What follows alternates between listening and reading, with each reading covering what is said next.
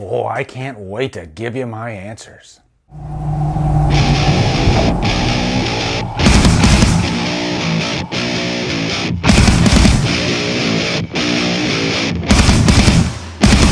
I'll take your wicked ways and swap it back down to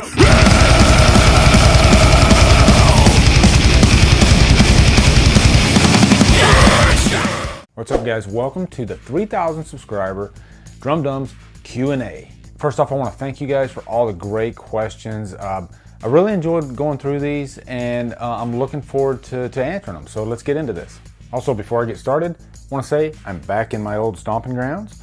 So happy to be here.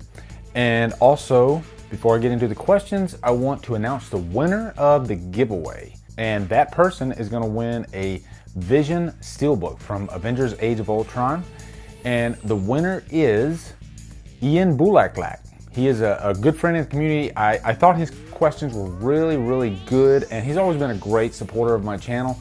And it was really hard picking because I have so many of you out there that just continually support Drumdums, and you just give me the nicest comments. So giving one prize out is really hard. So I'm gonna have to do this more often. And I just messaged Ian on Twitter, and he said, thank you, and he sent me his address. So I am replying back to him now. No problem, recording my Q&A right now, just mentioned you. Ha ha. All right, I got my laptop right here, so if you see me looking this way, it's because my laptop's here. But first questions are actually from Ian. And the first question is, how do you stay consistent on YouTube while having a full-time job and being a dad? That is a really good question. And I do get this question from time to time because if you look at my channel, I am really busy. I constantly try to pump out content, not because I have to, but because I want to. That's the key. But I do have a job, I do have kids, I do have a wife. So the best answer I can give you for that is time management. You have to set aside time for all those things. And at face value, it does look like I probably put more time than I actually do. I probably spend a good maybe hour or two a day on YouTube, and really the weekends are my biggest time to take advantage of that. I get 3-day weekends, so I try to make the most of that. And also, everybody in my family, we're all creative people, and we all like to keep busy doing different things. My wife has a creative hobby. My kids are really creative. So we don't need to be with each other constantly all the time. But when we are with each other, we appreciate that time. And also, I gotta mention Alexandra Vaughn. She also asked that question. So thank you, Alexandra. And Ian's next question is, what are your most anticipated movies for the rest of 2016 that isn't horror? Well, I think the most anticipated that isn't horror is Rogue One. Of course, Star Wars. I'm a huge Star Wars nut, so I can't wait for Rogue One. I'm a little skeptical. It does worry me when Disney wants to pump out so much Star Wars content, and I'm hoping we don't get quantity over quality. But so far the trailers look really good. And I'm also interested in The Girl on the Train. That one also looks pretty interesting as well. I guess it doesn't really fall in the horror category. It's more of, I guess, a thriller. But yeah, those are the two that I'm really looking forward to the most. Next question is, what are your favorite acting performances in 2016? I gotta go with Anton Yelchin for Green Room. I thought he was phenomenal, and I'm not just saying that because he recently passed. He really was probably one of my favorite performances this year. Also, Anya Taylor-Joy, who was Thomason in The Witch. I thought she was fantastic in that movie. Logan Marshall Green, who was in The Invitation. Really, all the performances in The Invitation are great. And then lastly, this might be a controversial one, but I thought Jared Leto was great as the Joker. I did want to see more of him, and that movie did have a lot of problems, but I saw so much potential with him, and I know behind the scenes he's kind of pissed right now because they cut out a lot of his material, and he was the best part of the movie, I thought. Next question is, would you consider the summer of 2016 a disappointment as far as blockbusters go? Honestly, yeah. It is a really underwhelming summer for blockbusters. Luckily, the independent films and the smaller movies more than made up for it. And lastly, any movies that you think deserve to get a remake? You know what, I was just talking about this today with one of my friends, and I think The Purge. The first Purge is such a great idea. I think any movie that is not good should get a remake. Good movies shouldn't get a remake. And I think The Purge was such a great idea, but it just wasn't executed properly. I'm getting ready to go for my run. Another Q&A question. This is a Twitter question from Darnell Major, and he wants to know, do I think it's unrealistic to cast A-list actors, I guess you could say, in a story that is potentially bad? I think that's just the world that we live in today. I think there's I think for every 10 good stories, there are 100 bad stories, unfortunately. And Selfless is a good example. You know, you have a big star like Ryan Reynolds, but the movie itself is bad. I just think there's no way you can get around that. And do I think there are great actors out there that are not being cast in great parts? Of course. It's sad, really. Okay, next question is from David S., and he wants to know why I joined the Air Force as opposed to other services. And really the answer is kind of simple, because where I grew up, they had, you know, all 4 services. And I remember I was just getting pounded by the Army and the Navy, and maybe a little bit by the Marines, you know, just really being aggressive. That's the way they would do to, you know, all these high school students that were just getting out. But the Air Force, they weren't aggressive at all. And so I became interested in that, and I went to the recruiter, and I really liked what they had to offer, you know. And I will say, I think the living arrangements in the Air Force might be a tad bit better than the other services, in my opinion. But yeah, I have no regrets. I'm glad I joined the Air Force. I made so many great friends. I'm still great friends with them. And yeah, it was such a wonderful experience. And the 24 years, I'm retired now, and it just flew by just like that. I can't believe how fast it went by. And I really am proud to have served in the Air Force. Anthony Treza on Twitter asked if I could remake any movie with me behind the camera, what would it be? And to be honest, I just, that's still a thing that I would love to do, but I'm still deathly afraid to do, much less any particular film. Jokingly, I would say my first 20 reviews. That's kind of why I do this whole revisited thing. But yeah, I've mentioned The Purge before, because I think that's a great idea, but it wasn't executed properly. So outside of that, I don't know, it's tough, because there are so many great ideas out there, but they just don't get executed properly because of different reasons, being funding, being directing, whatever. So I wish I had a better answer for that one, but I tried. Next question is from Clark Bailey, and he wants to know what are some of my favorite guilty pleasure movies. The one that really pops to mind is MacGruber. And that's because I really laughed so hard in that movie, and I know it wasn't well received. But talking about guilty pleasure movies, I don't really have quote-unquote guilty pleasures. I'm not ashamed of any movies that I like. There are a lot of movies that I do like that might be considered guilty pleasures, like Commando or Rocky IV. But I don't apologize. I love those movies to death. Next question is from Maurice the Beast Vlogs, and he wants to know if I have any DVDs that I haven't upgraded to Blu-ray. And sure, I actually have quite a few DVDs, honestly, that I haven't upgraded to Blu-ray. A lot of the older horror titles, especially like some of the Millennium slashers, haven't made it to Blu-ray, like Valentine. So yeah, I do have a collection of DVDs. My Blu-ray collection is much bigger, but I still like the DVDs. His next question is, what was your reaction to Ben Affleck being cast as Batman? Honestly, I didn't have a problem with it. I was a little shocked because there were quite a few names that were being thrown around. But I thought Ben Affleck was one of the best parts of Batman v Superman. I think he is a great Batman, and I'm looking forward to what he brings in the Justice League and so on. And lastly, Maurice is part Indian, and he wants to know what tribe I am from, because I actually do have some Indian descent, and that would be Cherokee. Next question is from Ginga Ninja Gaming 1738, and they want to know if I will review the Final Destination movies. I've actually been planning this. My good friend Mariana from Impression Blend, she wanted me to review the first Final Destination. And she's kind of my partner in crime in this Killer Flicks Facebook group, which has been awesome. But yeah, I'm definitely planning on doing Final Destination. I love those movies. They're a lot of fun. All right, the next question is from Twitter, and it is from Rain Coffee and Serial Killers. And he wants to know, what horror movie would you say is your guilty pleasure? Mine is Carrie 2.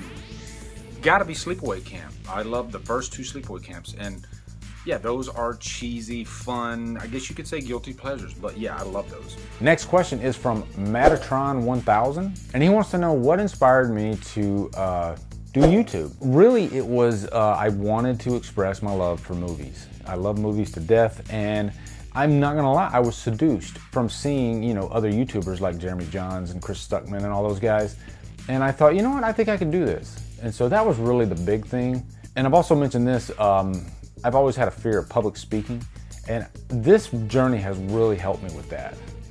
So it's been rewarding in so many ways that I never even anticipated. And I could go on for an hour about my YouTube experience, especially with the community, which is the biggest surprise to me. I've made, in my mind, lifelong friends through YouTube. I would have never started Killer Flicks without first starting YouTube. His next question is, what is my schedule for YouTube? And it's mostly on the weekends, but you know, you do have to stay frosty. Sometimes there are stories that come out or updates, and if it's something important like a Halloween update or a big horror update, I like to get that news out really fast. And used to new releases, I would try to get them out as fast as possible, but I've stopped doing that. I really get them out when I have time because I like to put out a better product. I don't like to rush things. So now you'll notice lately my new release movies, they're usually a day or two late, but I think you'll find that they're a better product. Plus, I'm learning that a lot of my horror reviews get more views than my new release reviews, you know, most of the time, which is refreshing because I'm not constantly impulsive. I get to take my time, and I don't try to get things done in a day. I've done reviews that I've actually spent days on, even weeks. Recently, we just did the Horror Needs a Hero documentary, which was 35 minutes long. I think I pecked away at that over a good week and a half, maybe 2 weeks. But that's my thing with my subscribers. I don't want to put out a subpar product. I've seen other YouTubers do this. They'll put out something that they don't spend their time on. They just record it as quick as they possibly can just so they can get it out as quick as possible. And I think that hurts you in the long run. And his last question is, what are my future goals for my YouTube channel? And that's a tough question. I'll keep doing it as long as I'm enjoying it. Right now, I'm really enjoying it. It does take up a lot of time and resources, but I'm really having a blast with it, and I just want to get better. That's the biggest thing. And I think if I get better, then I'll get more subscribers. I used to compare myself with other YouTubers, and I don't really do that anymore. I'm comfortable with where I'm at, and I think my time, I guess you could say, will come. But I'm glad that I'm doing it on my own terms. Jay Anthony asked, who do I think would win in a fight between the Blob and the Thing, Pinhead versus Jason, or Freddy versus Michael? And that's a really good question. I think the Thing would win against the Blob. The Thing is just badass. And then Michael versus Pinhead? Pinhead, of course. Pinhead's on another level, really. Oh, and then Michael versus Freddy. That's another interesting question. God, I don't even know. That's so tough. It's really tough. Because if you're in Freddy's world, just like in Freddy vs. Jason, then you're screwed.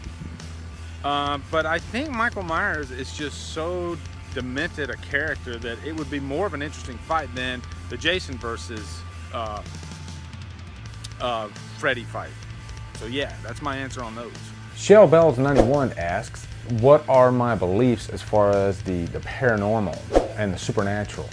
And you know what? I'm one of those guys, I'm in the middle. I don't know what to believe. Could it exist? Yes, there's a lot of evidence, I think, to prove that it could exist. And I find that stuff interesting. As a matter of fact, just to share a quick little story, the Velisca murders, they haven't made a movie about this yet, but this happened around the time of the Titanic. And basically, long story short, it was this guy that hid up in this attic and he killed this whole family with an axe. The case was never solved. And still to this day, if you go in that house, there is a presence in that attic. You can even feel like, fingers touching your shoulder and whatnot. And it's really, really creepy. But yeah, I would love to see a movie about that. And she also wants to know what got me into horror. What was my fascination with horror? And really, to make it simple, it's just an emotion. It's being scared. And I think horror, more than any other genre, is able to pull an emotion out of you, And it holds on to you. And I love the horror community. This is a community that is just, they're passionate. They're really passionate people about their art. And I think that's why horror, at the end of the day, horror is going to last. Horror is going to be the last man standing if there is a last man standing. People love this genre and they are lifelong fans. They really are. Maria Emiliana from the Cine Club channel, she wants to know, how do I take my coffee? And I don't drink coffee, honestly. I drink hot chocolate. I love hot chocolate. And I do drink a lot of these. So that's kind of my morning drink, usually. Next question is from Tyshawn Anderson. He wants to know if I could be a part of any of the Star Wars era, being the prequels, the original trilogy, or the new trilogy. Which one would I want to be a part of? And it's easy for me to go to the original trilogy because that's what I grew up with. And to me, that world, it just feels so real, you know? Whereas the prequel trilogy, and I'm a fan of those, but you know, I think computer generation really, it took over a little bit in that trilogy. But yeah, I would like to be a part of the original trilogy because you also had the great characters. You had Han Solo, you had Princess Leia, and then you had Luke Skywalker. So yeah, who wouldn't want to be a part of that? Next up, he wants to know what are my thoughts on the Scream series. I've seen season 1, and I'm waiting for season 2 to be finished and come on Netflix because I like to binge watch. I don't really like watching a show week to week unless I have to, like Game of Thrones or Walking Dead. But yeah, for shows like Scream, I like to just binge watch them. So I'm waiting for season 2 to be done and then I can just binge watch it. But I enjoyed the first season. I still need to do a review for that, but I enjoyed it. It was a lot of fun. Which surprised me too, because earlier in one of my videos, I stated that I wasn't really interested in a Scream series, but I think they did a pretty good job with it. I enjoyed it actually. And his last question is, what is your favorite territory when coming to slasher films? I think he means like locations. Correct me if I'm wrong on that, Tyshawn, but location-wise, I think a big part of why Halloween is great is because it takes place right in your front yard. You know, in your house, in your neighborhood, and I can relate to that. I think everybody can relate to that. So I think slasher films are best when they are right there in your living room. But I have to say that a campground like in Friday the 13th, Sleepaway Camp, The Burning, that's also a fun territory to be in because you have much more of an open space, you know? Next question is from John Knack. It's more of a request, and he wants me to review the movie The Girl Next Door from 2004, which I like that movie. So yeah, I'll definitely add that to my requested reviews list. This is a fun one. Blue Fandom asks, do I wear boxers, briefs, or boxer briefs? The answer, boxer briefs. Next question is from my good friend Amanda from Aesthetic Star, and she wants to know my thoughts on the new Nightmare on Elm Street movie that possibly is coming out, and who do I think should play Freddy? It's funny, she wrote that question, and then I think the next day they announced that Kevin Bacon might be interested in playing Freddy, which is really weird because Kevin Bacon was in the first Friday the 13th. So I think Kevin Bacon's a great actor, and I don't know, I might be interested, but it's just such a hard role to pull off. Robert Englund really was just awesome in that role. I liked Jackie Earle Haley, but yeah, I mean, if you ask me if he was better than Robert Englund, of course not. So I guess if you have to recast somebody, it's got to be an unknown. It's got to be somebody that, you know, we don't know. Because that's what Robert Englund was really. He had only done the V TV series before that, so nobody really knew him. And I think there are great actors out there like Robert Englund that might be able to do something with this role. But it's always hard to see another actor in such an iconic role like Robert Englund pulled off. Her next question is about books and movies. Do I usually prefer the book more than the movie, or has there been a movie that I prefer the book more than? And I am embarrassed to admit this, but I am not a reader. I don't read that much. But if I had to give an answer, I would probably say Where the Red Fern Grows. I read that when I was really little, and I remember the book was just gut-wrenching. And I remember the movie wasn't as good, so that would be my answer for that. But I will say I do like reading biographies and musical books. I like stuff like that, like musical biographies, like the one with Gene Simmons, or there's a Marilyn Manson did one. Those are page turners for me. For me, it's hard for me to pick up a 400-page book and just be able to get through it because my mind just constantly wanders. Okay, her next question is my best and worst concert experience. Best has got to be Tool. I've seen Tool 4 times, and every time they just get better and better. It's a really great like light show. As far as like where the band stands, they're just completely different than every other band. Maynard, the lead singer, he actually stands in the back, in the shadows, beside the drummer. Whereas most rock concerts, the singer is front and center, not Tool. If you see Tool in concert, it's unlike any concert you've ever been to. And I'll also say Maynard's other band, Pucifer, I just saw them in concert recently. Another really interesting band. They had 20 minutes of wrestling before the concert started.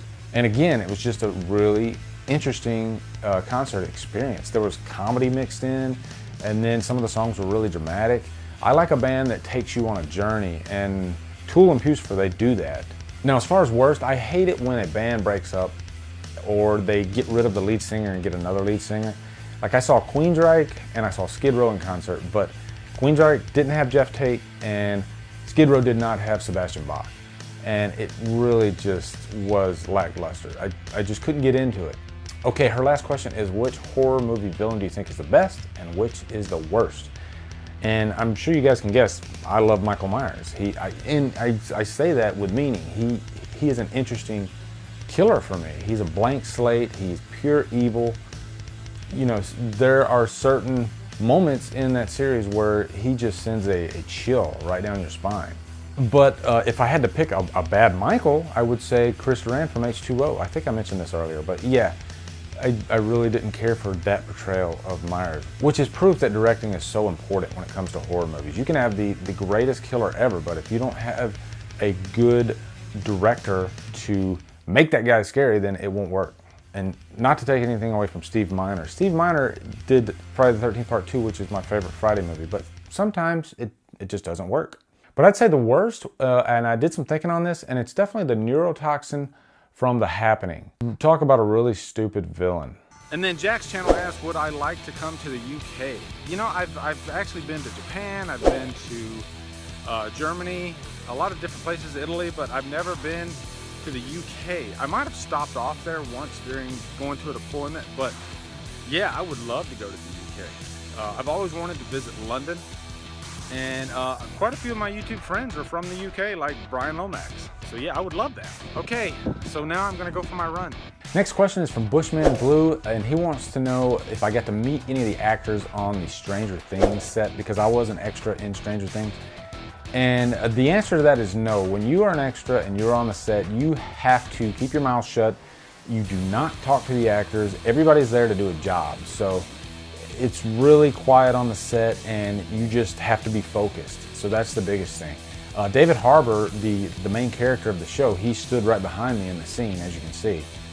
But yeah, I didn't really get to chat with any of the cast members or anything. Next question is from The Last Jedi 36.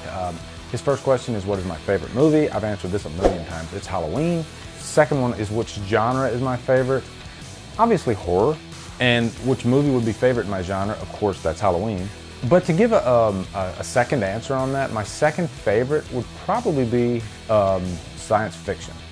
I do really love good science fiction movies. Not bad ones, but really good ones. And then his third question is, do you collect VHS? No, I don't. I still have a few VHS tapes left, but I do like going back and throwing in an old VHS movie, especially if it's an older, really old movie. I think it just adds to the experience. Like I did that recently with, I had a recording of the TV version of Halloween 2, and I threw that in, and that was just really cool.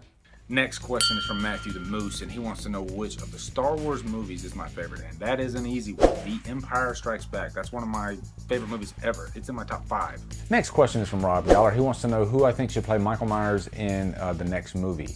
And I think Myers is always best as just a blank slate. So I wouldn't want it to be any actor that we all know. And as far as body type, I think Nick Castle from the first movie is always the best way to go. But body type isn't the most important too, though. I think you have to have somebody in there that knows what they're doing, because Chris Duran from H2O, I didn't think was a very effective Michael. He had this whole pigeon toe thing going, which I didn't like. And they did change the mask too many times, which wasn't really his fault. But Yeah, I think you have to have a certain body type. I did like Tyler Mane, but he is just a monster. So I'd like him to get back to basics and actually pick somebody that's more, I guess my frame. Maybe I can play Michael Myers. Bradley Koch asked, regardless of how good or bad the film was, what was my worst film experience, theater experience? And I would have to say the last one was pretty bad. The video that I did for the Krampus, that theater experience was just atrocious. Could not stand it because these teenage girls, I say teenage girls are the bane of theater going experiences. Not all of them, but when they're bad, they're really bad. Next question is from Riddler Toes, and he wants to know, do I like South Park? I freaking love South Park. South Park is probably one of my favorite TV shows, and it never gets old. Matt Stone and Trey Parker constantly come up with new ideas. They keep everything current, and I think that's why that show works so well. And they really push boundaries.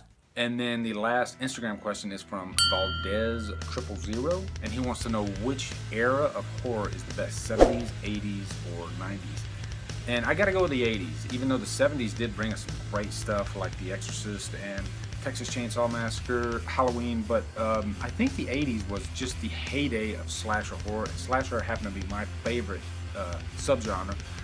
So yeah, I'm gonna go with the 80s, and plus the 80s is when I fell in love with horror. So for me, it's the 80s, but it's a tough decision because the 70s is so great too. Not to take anything away from the 70s. Next question, I've already answered these questions, but I'll definitely give him a shout out. It's my good friend Antoine. He actually lives here in Valdosta. We met when I was doing one of my Drumdums drives, and I was in Best Buy, and he happened to be shopping in Best Buy, and he was like, "Why do you have your camera out?" So, you know, we struck up a conversation, and he has been a loyal subscriber of mine and a friend ever since. So yeah, Antoine, I just want to give you a shout out. Your two questions, you know, I've already answered them, but I definitely value your friendship, and I'm glad that we became friends. Next person is from my good friend and longtime subscriber, Stig, and Stig wants to know what is my most anticipated movie of the year, and of course that's Star Wars, Rogue One, but also I'm really looking forward to Don't Breathe the most, I think, because the last question about that said not horror. Well, this question I can actually include horror, so I'm gonna say Don't Breathe. I'm really looking forward to that. And next question is, do I prefer the summer movie season or the Oscar movie season? That's a tough one, because if you have a great summer movie season, then that's gonna be the best. But this summer hasn't been the best summer for blockbusters, but luckily we've had some good independent films. And also you have Oscar seasons where you have like Goodfellas and The Departed, and you just have so many good movies. And I think the Oscar season, you get a lot more independent type films, and there's a lot more surprises to be had, whereas the summer blockbusters, I would say less surprises. Next question is from Gavin Elphinstone, and he would like to know, you've said that John Carpenter's Halloween is one of, if not your favorite horror movie. So my question is, what's your least favorite horror movie? That's a good question because there's so many bad ones. I've said this in the past, and this will be the answer that I'll tack on to here, and it was Friday the 13th, Part 8, Jason Takes Manhattan. The last time I watched it, I didn't mind it as much, but yeah, that one is probably on my list of one of the worst. Now, as far as movies that I just couldn't get through, Rob Zombie's Lords of Salem, I still have not finished that movie, so in my mind, that might be even worse. I'm not sure. But I do want to finish that movie because the cinematography is gorgeous. Next question is from Chad, and he wants to know, who would I like to meet most at a horror convention? And that would be Daniel Harris, Jamie Lee Curtis, and if it could be a person that's not alive today, I would have loved to have met Donald Pleasance. So as you can tell, I'm a big Halloween fan. Oh, and of course, John Carpenter. I would love to meet John Carpenter. Chad's next question is a good one. He wants to know, if I were in A Nightmare on Elm Street Part 3, what would my special dream power be? And I think I would like to be able to like transform people, so that way I could transform Freddy into maybe a little bunny or something like that. Something not so scary. And his number 3 is, has a horror movie character's death ever impacted you? I'm sure there's more, but the one that really comes to mind, because I recently did a review on it, was Daniel Harris playing Annie in Rob Zombie's Halloween 2. Most slasher films, they don't really go deeper into a character's death like this movie did. And I thought it was just done perfectly. Okay, next question is from my good friend Parker Schmeichel. This one's gonna be a fun one. He wants to know if I could direct a Halloween movie, what would the storyline be? And I thought about this, and it would definitely have that vibe of Halloween 4, because I remember when I saw Halloween 4, there just felt like there was this constant mist throughout the movie, which is perfect for the Halloween season. And I think I would like to maybe bring Halloween back to the current time, and it would be really cool to have an heir of Loomis, like Loomis's daughter or Loomis's son. I think preferably Loomis's daughter. That would be kind of cool. And if Jessica Chastain played her, that would be awesome, I think. I think there would be a great Halloween movie in there, because I like it when they keep that whole family aspect in the plot line. I think that really works. I know that wasn't in the original Halloween, but a lot of the sequels that I like the most, they're great because of that whole family plot line. Stephanie Knack wants to know what is my favorite Stephen King movie. Now I'm talking horror here, probably Pet Sematary, just because that one got under my skin the most. Misery is also great. And next question is from my good friend Mesmerized for Life, and he wants to know if I have any signed items from horror conventions. Unfortunately, I've never been to a horror convention. I want to go so bad, so that's something I'm planning on doing, and I'll definitely get some stuff signed when I do that. And next question is from Stephen Lee. He wants to know why the name Drumdums. And that's a good question. I remember, it's kind of hazy, but I remember when I was thinking about starting up a channel. I'm a drummer, and my son's a drummer, and we were both, throwing around names, and we thought drum should definitely be in there. And then I thought I'm kind of a dummy, so Drumdums. And so it just kind of stuck. And what was even cooler about it is when I went on Facebook, I went on Twitter, I went on Instagram, there was no @Drumdums. So I got to scoop up every single one of them, and even on Letterboxd. It was pretty cool. Next question is from Corporal Hicks, 1977, and he wants to know, what movie or medium made you realize that movies were for me?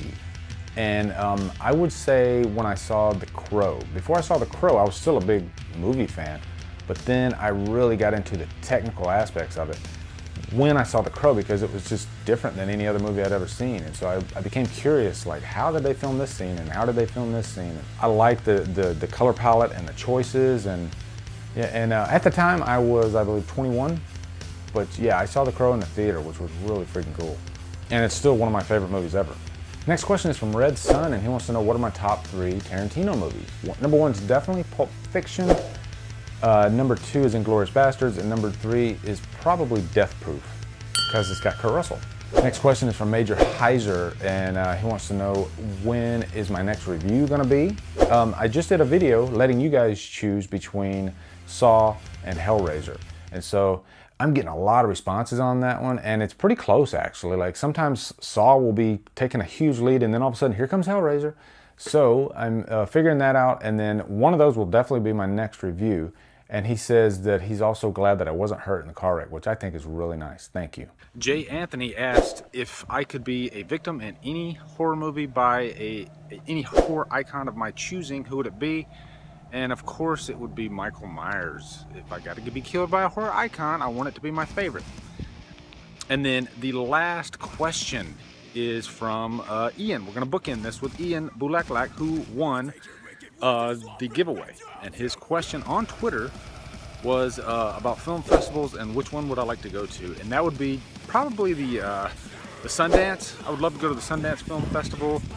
And also the Toronto Film Festival, I think it is, the one in Canada. I would love to go to that one too. So, but I would really go to any film festival. It'd be fun to just go and watch movies that are hard to get to. So anyway, guys, it's a beautiful day out. We made it. This was a long Q&A, but I wanted to answer every question, and that's what I did. So anyway, thank you guys for watching this video. Really appreciate it. If you're still here, then I really, really appreciate it. But anyway, guys, thank you so much for watching. Subscribe to Drumdums. Follow me on Facebook, Twitter, Instagram, and Letterboxd. And Drumdum out. This will be the death of